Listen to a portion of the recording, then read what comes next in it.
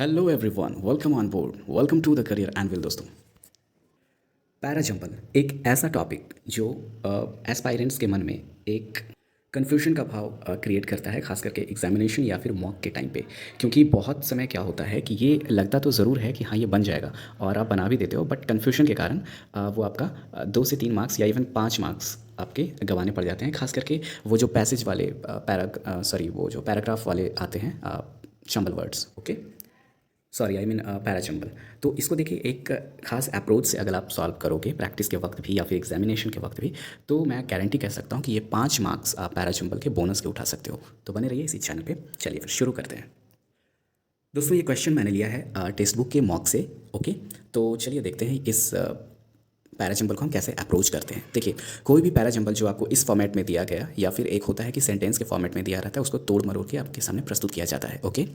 तो अभी मैं फिलहाल इस पैसेज वाली पैराजंबल की बात कर रहा हूँ, ओके। वो नेक्स्ट वाली वीडियो में वो इससे भी ईजी होता है, ठीक है। तो इस वाले की पहले मैं बात करता हूँ। और देखिए, सबसे पहली बात कि ये वाली जो होती है ना, इसमें जो ऑप्शंस प्रोवाइडेड होते हैं वो सीधा ये होता है कि which one is the first sentence, which one is the second sentence, ठीक है। लेकिन वो जो एक लाइन वाली जो आती है तोड़ मरोड़ के जो आपको दी जाती है एक सेंटेंस वाली, तो उसमें इजी इसलिए हो जाता है कि वो आप जल्दी से ऑप्शन एलिमिनेशन के थ्रू आप कर सकते हो। बट इसमें बहुत ज़्यादा कन्फ्यूजन होता है और सबसे ज़्यादा जो गलतियाँ होती है वो ऐसे ही फॉर्मेट वाले पैराजंपल में होते हैं। तो डोंट वरी, मैं हूँ आपके साथ ये बताने के लिए, आज एक गज़ब का अप्रोच सिखाने के लिए। मे भी कुछ लोग जानते होंगे, ठीक है। तो देखिए, सबसे पहले जो सेंटेंस ऐसा मिले तो आपको क्या करना है कि opening line and concluding line, okay. क्योंकि कोई भी पैसेज होता है तो उसमें आप देखोगे कि ओपनिंग लाइन होती है और कंक्लूडिंग लाइन होती है, यानी कि लास्ट की लाइन, जिससे लगता है कि पैसेज कंक्लूड हो रहा है, लास्ट हो रहा है, ओके। तो सबसे पहले ये दोनों सेंटेंसेस का आपको सिलेक्शन करना है। अब इस क्वेश्चन में हम देखते हैं, तो पहला जो सेंटेंस है ए, ठीक है। इसमें देखिए कह रहा है कि there are 89 national parks. There are, इसका मतलब क्या हो गया?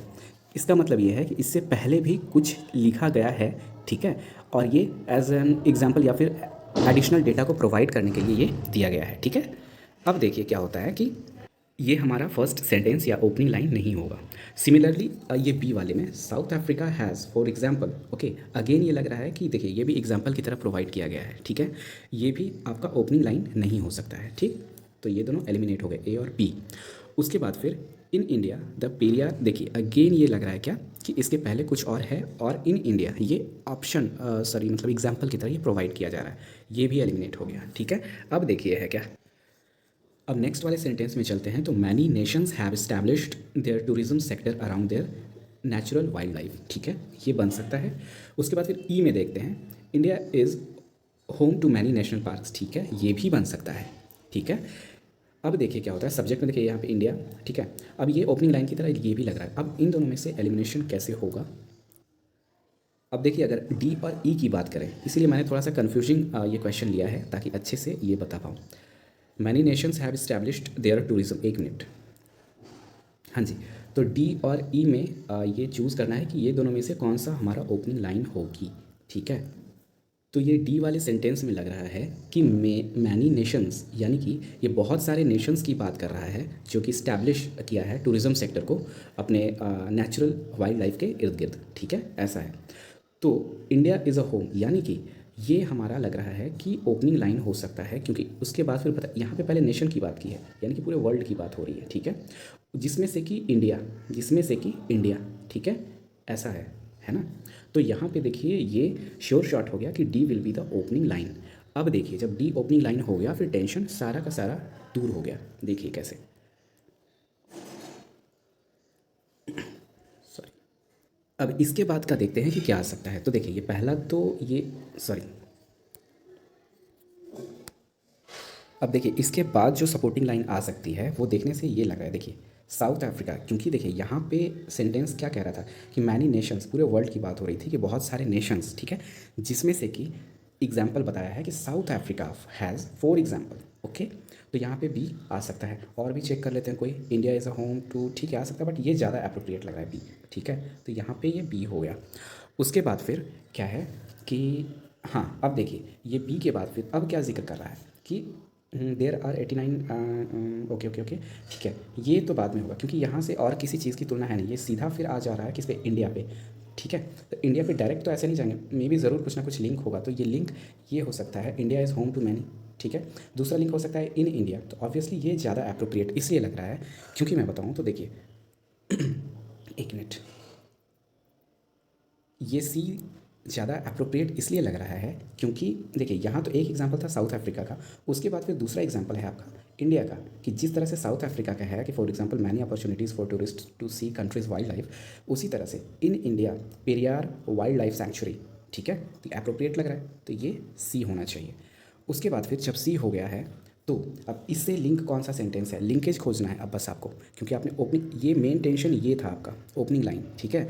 अब बस आपको लिंकेज एक दूसरे से ढूंढते रहना है, ठीक है। तो ये सी तक क्लियर हो गया।